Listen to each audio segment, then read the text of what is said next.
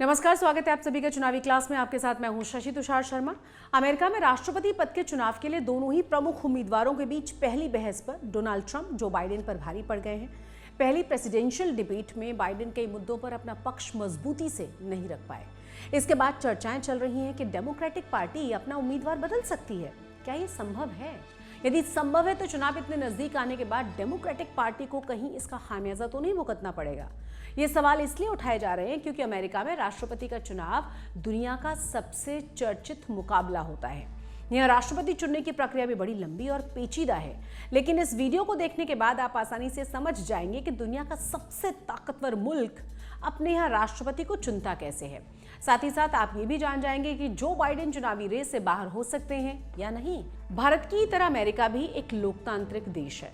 यदि कोई अमेरिका का राष्ट्रपति बनना चाहता है तो इसके लिए सबसे पहले उसको पैदाइशी अमेरिकी होना चाहिए, साथ ही कम से कम 14 साल तक अमेरिका में रहा हुआ होना चाहिए और कम से कम 35 साल की उम्र का होना चाहिए। अमेरिका में 2 पार्टी सिस्टम यानी कि रिपब्लिकन और डेमोक्रेट्स हैं। दोनों ही पार्टियों को अपनी अपनी तरफ से किसी एक व्यक्ति को राष्ट्रपति पद का उम्मीदवार तय करना होता है, लेकिन उम्मीदवार तय करने की प्रक्रिया भी लंबी है।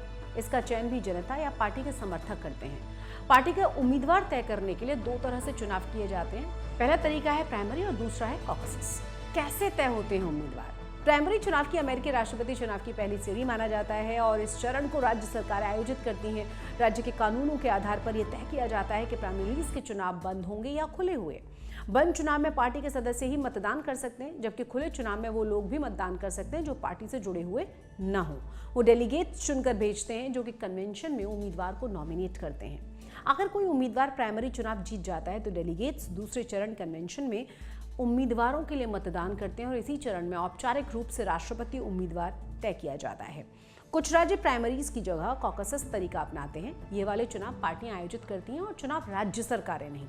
इससे पार्टियों को नियम तय करने में आसानी हो जाती है। इसमें पार्टी समर्थक एक जगह इकट्ठे हो जाते हैं, अलग अलग मुद्दों पर चर्चाएं करते हैं, राष्ट्रपति उम्मीदवार के लिए खड़े हो रहे व्यक्ति की बात सुनते हैं। उसके बाद उसी सभा में हाथ खड़े करके एक उम्मीदवार को समर्थन दे दिया जाता है।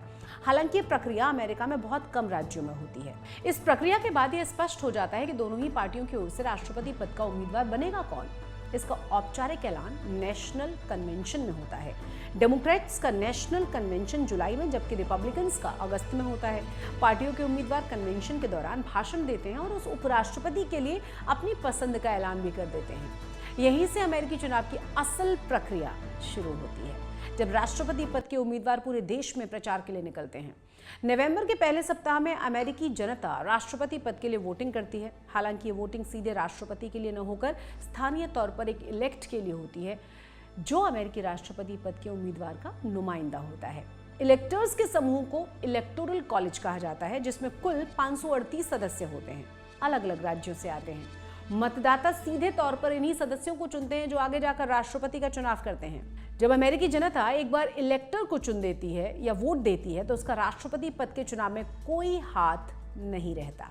इसके बाद ये सिर्फ इलेक्टर पर निर्भर करता है कि वो किसको राष्ट्रपति बनाना चाहता है। व्हाइट हाउस में पहुंचने के लिए या अमेरिका का राष्ट्रपति बनने के लिए किसी उम्मीदवार को 538 में से 270 इलेक्टर्स के साथ की दरकार रहती है। जिसके पास यह आंकड़ा होता है वो उम्मीदवार अमेरिका का राष्ट्रपति बन जाता है।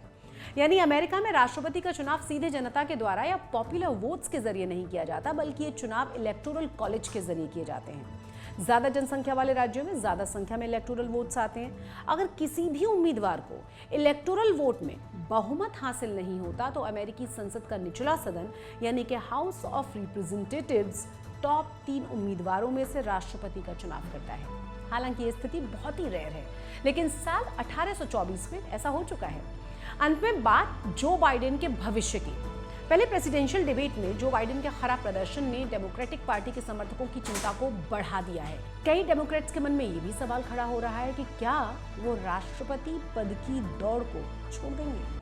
विशेषज्ञों के अनुसार यह आसान प्रक्रिया नहीं होगी, क्योंकि बाइडेन पहले से ही डेमोक्रेट्स के संभावित उम्मीदवार हैं और प्राथमिक मतदाताओं की सबसे बड़ी पसंद भी। प्राथमिक सत्र के दौरान उन्हें बहुत कम विरोध का सामना करना पड़ा था। उन्होंने पार्टी के लगभग सभी प्रतिनिधियों को जीत लिया। इसका मतलब है कि इसकी बहुत कम संभावना है कि उन्हें उनकी इच्छा के विरुद्ध दौड़ से बाहर कर दिया जाएगा।